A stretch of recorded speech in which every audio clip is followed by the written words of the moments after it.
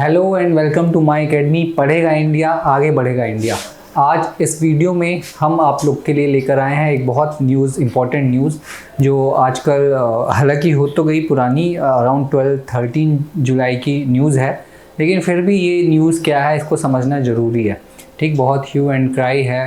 And क्या है online gaming में जीएसटी लगने से क्या हो गया, क्या इम्प्लीकेशंस होंगे, ये एग्ज़ाम में पूछ सकते हैं। और वैसे भी एक जनरल अंडरस्टैंडिंग आपको होनी चाहिए कि भाई ऑनलाइन गेमिंग में 28% जीएसटी अगर लग गया है तो उसका इम्प्लीकेशन क्या होगा और इंडस्ट्री वाले क्यों इतना हल्ला मचा रहे हैं, राइट।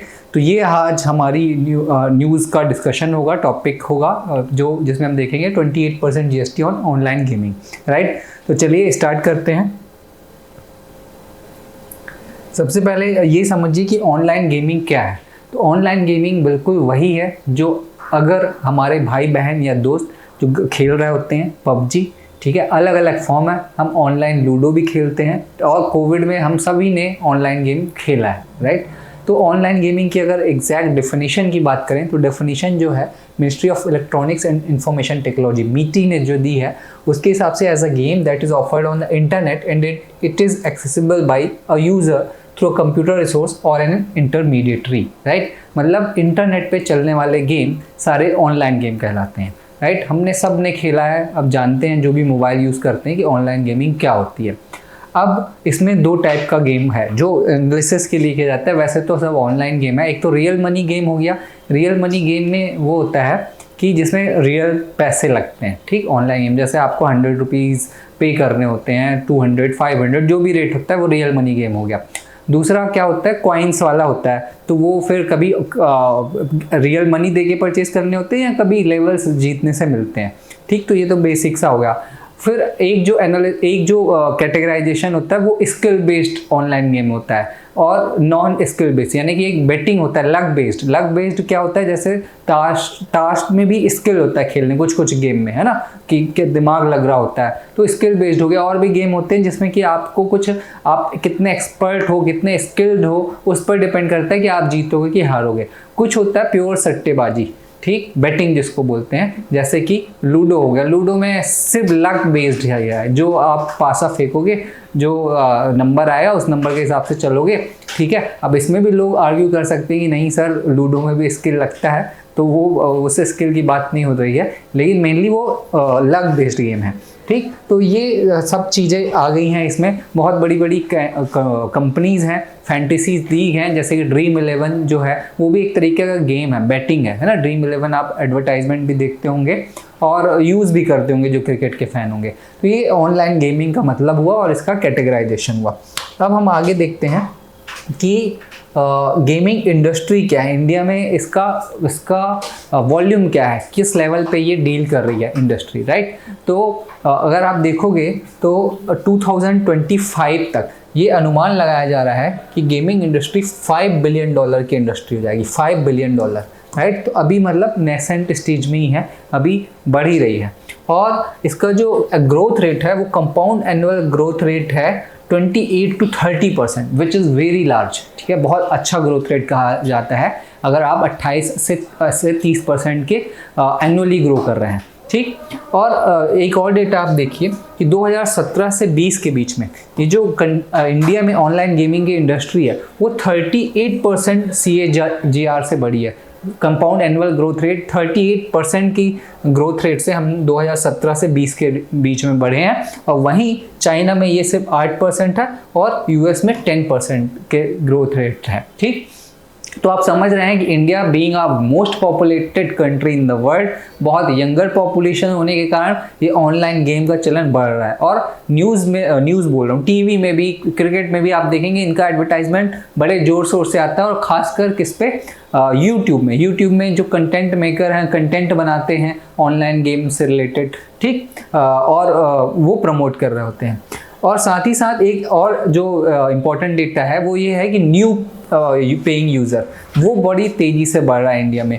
कि आप देखेंगे 2022 में 40% न्यू पेइंग यूज़र आए थे, वो लोग जो नया गेम खेलना चालू कर रहे हैं और पैसा दे रहे हैं। और दूसरा 2021 में वो था 50%, मतलब ये बहुत हाई स्पीड से बढ़ रही है ये गेमिंग इंडस्ट्री, राइट। तो ये इसका वॉल्यूम है, ये इसका इकोनॉमी में इम्पोर्टेंस है, राइट, कि क्या इसका मतलब कंट्रीब्यूशन है इकोनॉमिक में गेमिंग इंडस्ट्री का। और गेमिंग इंडस्ट्री आपको एक तो बड़ा नाम पता होगा पबजी, राइट। और पबजी अभी हमारे यहाँ फेमस भी है कि हमारी पाकिस्तान से एक महिला पबजी खेलते खेलते हुए उनको प्यार हो गया और इंडिया आ गई हैं, ठीक, सीमा हैदर। तो उनका तो आपने पूरा न्यूज़ सब सुन रखा होगा। तो वो यहाँ से अलग है, जो अभी हम कंटेक्स्ट डिस्कस कर रहे हैं उससे अलग है। बस हम देख रहे हैं कि इसमें 28% टैक्स लगाया गया। अब एक चीज़ समझना ये है कि टैक्स कैलकुलेट कैसे होता है 28%, ठीक, गेमिंग में। तो इसको मैं समझाता हूँ, आप पहले कंपोनेंट समझिए कि पे अगर आप कोई पैसा करता है तो उसके दो कंपोनेंट होते हैं। एक कंपोनेंट ये होता है कि एक तो जो होता है प्लेटफॉर्म फीस होती है ना, और एक दूसरा विनिंग मनी होती है कि आप सट्टा लगा रहे हैं, मान लीजिए आप पैसा लगा रहे हैं, मान लीजिए, ठीक है, आप कुछ कहीं पे अपना लक ट्राई कर रहे हैं। तो अगर आप 100 रुपये लगा रहे हैं, कहीं पे गेम हो रहा होता है, ताश वाला गेम, लूडो, 100 रुपये लगा रहे हैं, तो वो आपका पार्टिसिपेटिंग मनी है कि आप जीतेंगे तो 100 मिलेगा या नहीं मिलेगा उस हिसाब से, ठीक। लेकिन जब ऑनलाइन गेमिंग में लगाते हैं तो कुछ हिस्सा जो होता है वो कट जाता है प्लेटफॉर्म यूज़ करने का, ठीक। कुछ हिस्सा आपको वो प्लेटफॉर्म, जैसे अगर मान लीजिए आप ड्रीम 11 खेल रहे हो तो 100 रुपये लगा रहे हैं, तो कुछ हिस्सा उसमें से कट जाएगा और उस जो हिस्से को कटने को बोलते हैं उसको ग्रॉस गेमिंग रेवेन्यू बोलते हैं, है ना। मतलब वो आपको इतना प्लेटफॉर्म दे रहे हैं जिससे आप खेल सको। लूडो तो हम घर में भी बना के खेल सकते हैं, लेकिन ऑनलाइन खेलने के लिए वो लूडो का स्ट्रक्चर बनाना, लूडो की वो गोटियां बनाना, वो एक प्लेटफॉर्म हो गया, राइट, ऑनलाइन प्लेटफॉर्म हो गया। ऐप एक प्लेटफॉर्म हो गया, उसको बनाने के लिए लोग लगते हैं, उसको बनाने के लिए रिसोर्सेज लगते हैं, तो उसके लिए पैसे जो ले लेते हैं ग्रॉस, उसको गेमिंग रेवेन्यू बोलते हैं। तो अभी जब जो टैक्स लगता था, आप इस चीज़ को समझिए, वो ग्रॉस गेमिंग रेवेन्यू में लगता था। जैसे कि अगर आपने 100 रुपीज़ पे किए, ठीक, खेलने के लिए, तो 100 रुपीज़ में लेट्स से 20 आपके ग्रॉस गेमिंग रेवेन्यू में कट जाते हैं। तो आपका जो आपकी बेट मनी हो गई वो 80 रुपीज़ हो गई, 100 की जगह 80 रुपीज़। और जो टैक्स लगता था वो ग्रॉस गेमिंग रेवेन्यू में लगता था, यानी कि अभी 18% था, तो 20 का 18% हो गया 3.6, अभी 3.6 रुपीज़ बस टैक्स लगता था।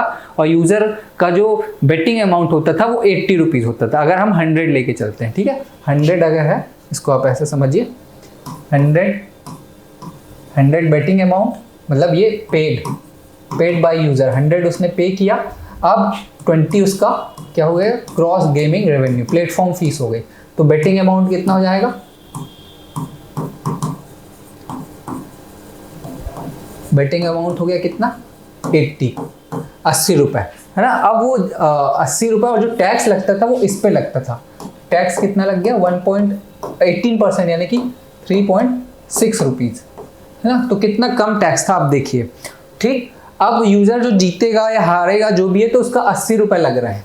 लेकिन अब जो नया आ गया है उसमें उन्होंने बोला है कि अब हम पूरे पे जो आप पे कर रहे हो उस पे टैक्स लगाएंगे। तो अब 20 की जगह 100 पे टैक्स लगेगा, राइट। तो 100 पे अगर टैक्स लग रहा है, कितना हुआ, 28 हो जाएगा, 28 यानी कि 72 रुपीज़ जो है ये टैक्स अगर देखें तो अब 28 रुपीज़ हो जाएगा, राइट। और बेटिंग अमाउंट कितना हो गया, 72 रुपीज़।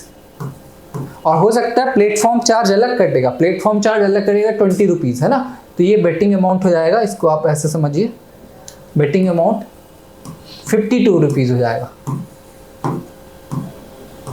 ठीक है। आप लगा रहे हैं 100 रुपये यूज़र, और अब आपको जो आपका बेटिंग माना जाएगा वो 52 रुपीज़ माना जाएगा, ठीक है। तो ये है जिससे कि एक तो यूज़र को नुकसान हो रहा है, इम्पैक्ट में हम देखेंगे, लेकिन सिस्टम है टैक्सेशन जो ऐसे कैलकुलेट होने की बात हो गई कि अब ग्रॉस पैसे पे लगेगा, ठीक।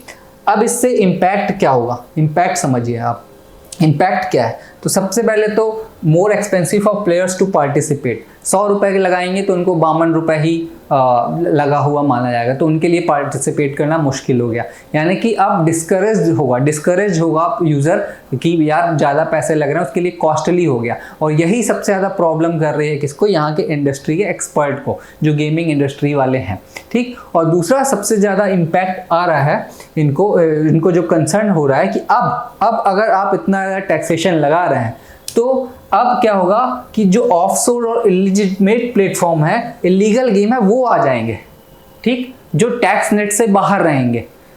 है ना, जो रजिस्टर्ड कंपनी नहीं है, इलीगल गेम्स आप ऑनलाइन में कितना ढूंढते फिरोगे, और वो इसका प्रोलिफरेशन हो जाएगा, ये बहुत ज़्यादा संख्या में आ जाएंगे, तो वो यूज़र वहाँ शिफ्ट हो जाएंगे और जो बेनिफिट है वो बेनिफिट मिलना बंद हो जाएगा। किसको? जो इसके मालिक हैं, गेमिंग इंडस्ट्री के जो ओनर्स हैं, और साथ ही साथ गवर्नमेंट को, राइट। तो ये सबसे बड़ा उनका कंसर्न है। साथ ही साथ इंडस्ट्री वाले बोल रहे हैं कि अब हमारा जीएसटी जो है वो 100% बढ़ जाएगा, टैक्स लेवी बढ़ जाएगा, है ना, और साथ ही साथ जो इन्वेस्टमेंट आ रहा है 2.5 बिलियन का इन्वेस्टमेंट आ चुका है, जिसको एफडीआई बोलते हैं, एफडीआई इन गेमिंग इंडस्ट्री, वो भी अभी जो आया है वो भी नुकसान होगा, और जो आने वाला है वो तो अब आएगा ही नहीं। क्यों? इन्वेस्टर्स इन्वेस्ट नहीं करेंगे। और ओवरऑल ये बोल रहे हैं कि जो आप 5 ट्रिलियन इकोनॉमी का बनाने का वादा कर रहे हैं, तो 5 ट्रिलियन इकोनॉमी बनाने में बड़ी मुश्किल आएगी, पैसे नहीं आएंगे, इन्वेस्टमेंट नहीं आएगा, राइट। तो ये प्रॉब्लम होगा, ये इम्पैक्ट की बात कर रहे हैं। और फिर साथ में गवर्नमेंट क्या आर्ग्यूमेंट दे रही है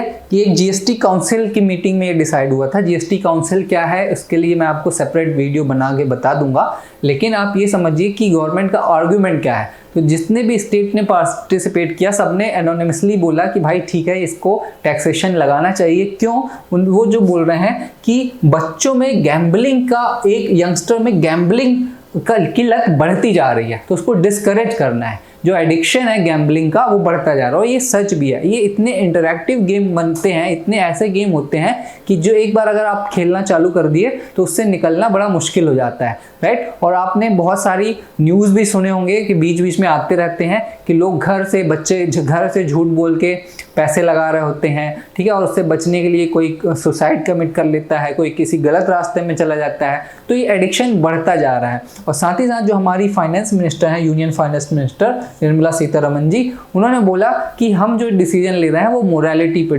डिसीजन ले रहे हैं, कि एक तरफ हम किसी गुड्स पे 28% टैक्स ले रहे हैं, तो इन सब चीज़ों पे भी हमको इस पे भी 28% टैक्स लेना ज़रूरी है। क्योंकि दोनों को, जब एसेंशियल आइटम पे हम 28% लगा रहे हैं तो नॉन एसेंशियल पे तो लगाना ही पड़ेगा।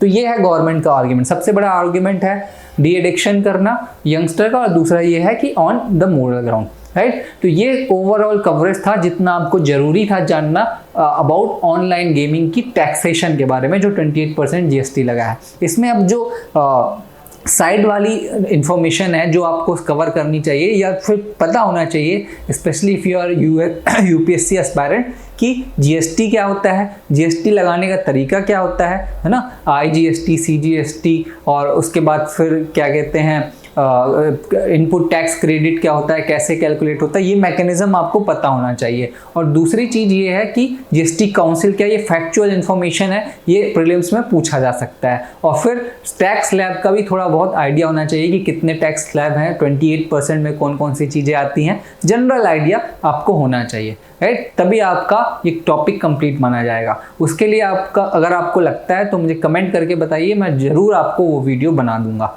राइट, आपके लिए। तो आई होप ये वीडियो अच्छा लगा होगा आपको, जो हर वीडियो के बाद मेरी उम्मीद होती है कि आप देखेंगे और अच्छा लगता होगा आपको। अगर नहीं लगता तो फीडबैक दीजिए, बताइए, जिससे कि हम कुछ इम्प्रूवमेंट कर सकें। तो thank you for watching the video. Channel को ज़्यादा से ज़्यादा सब्सक्राइब कीजिए, वीडियो को लाइक कीजिए और कमेंट करके हमें बताइए कि आपको वीडियो कैसा लगा। Thank you once again.